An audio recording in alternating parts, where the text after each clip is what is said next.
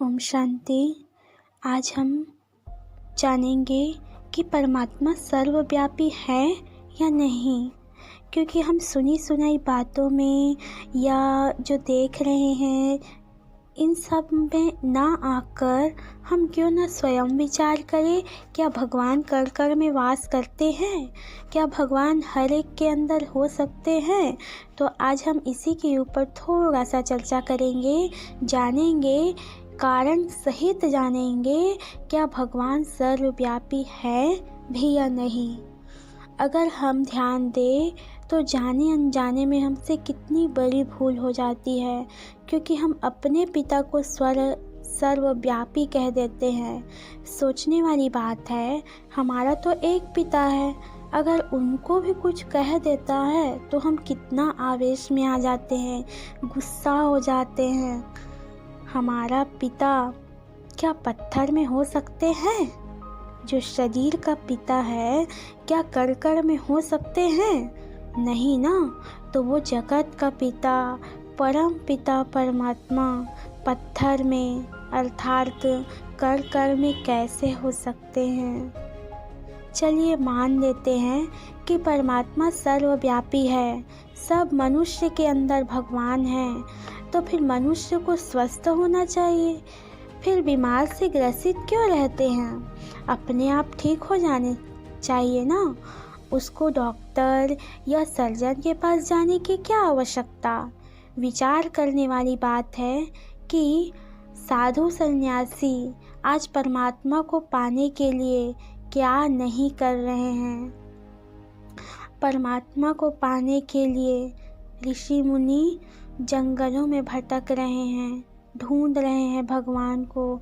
इतना यज्ञ, तप, त्याग, तपस्या, परिश्रम कर रहे हैं सिर्फ और सिर्फ भगवान को पाने के लिए।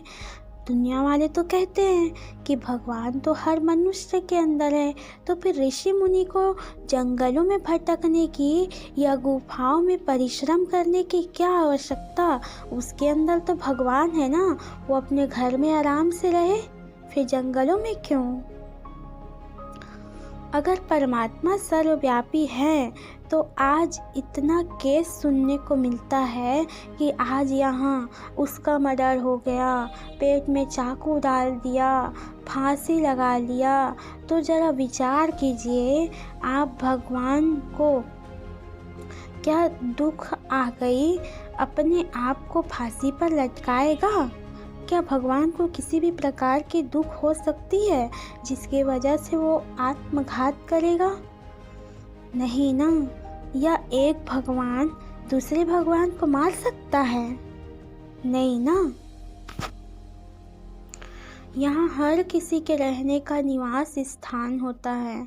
जैसे टीवी एक्टर्स होते हैं, जब वो एक्टिंग या शूटिंग के लिए जाते हैं तो वो जा कर के वापस अपने घर आ जाते हैं, वही नहीं रहते।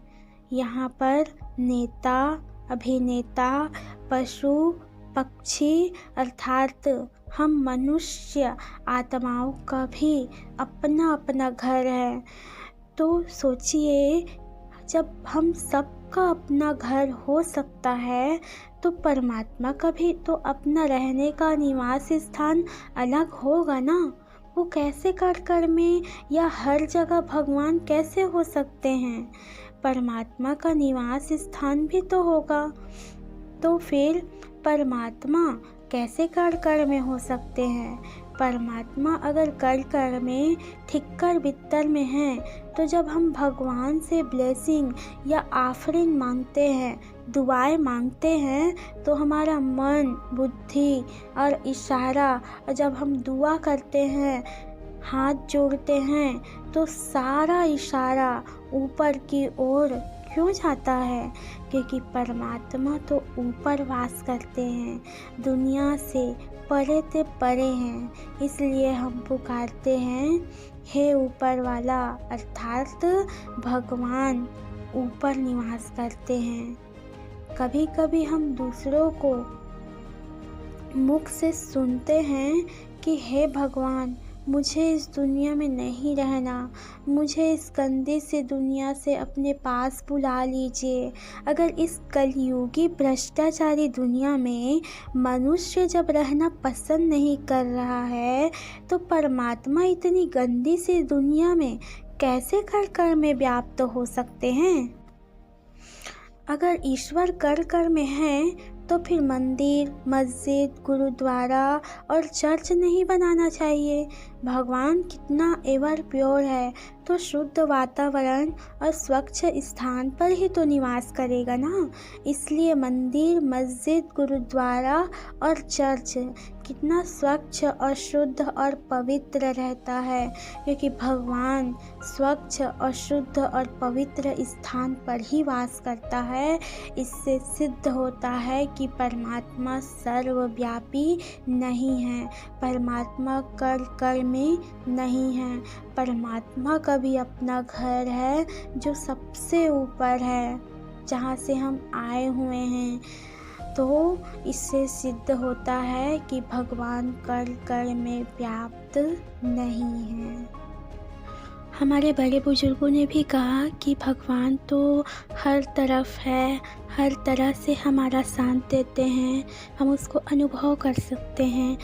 कहीं ना कहीं उन्होंने भी सही कहा, क्योंकि अगर हम देखें तो जिन्होंने ये सारे शास्त्र लिखे हैं, चाहे महर्षि वाल्मीकि हो, चाहे वेद व्यास हो, उन्होंने भी इस चीज़ का अनुभव किया कि भगवान हमारे आसपास हैं, हमको देख रहे हैं। इसीलिए वो भी लिख दिए कि भगवान सर्वव्यापी है। इसीलिए तो कहते हैं ना कि जहाँ देखूं तू ही तू, क्योंकि उन्होंने भी इस चीज़ का अनुभव किया कि भगवान कहीं ना कहीं हमारे साथ है। लेकिन इसका मतलब ये नहीं कि सब तरफ भगवान और सब में व्याप्त होगा भगवान। भगवान तो है, लेकिन उसका निवास स्थान सबसे ऊपर है। अच्छा, ओम शांति।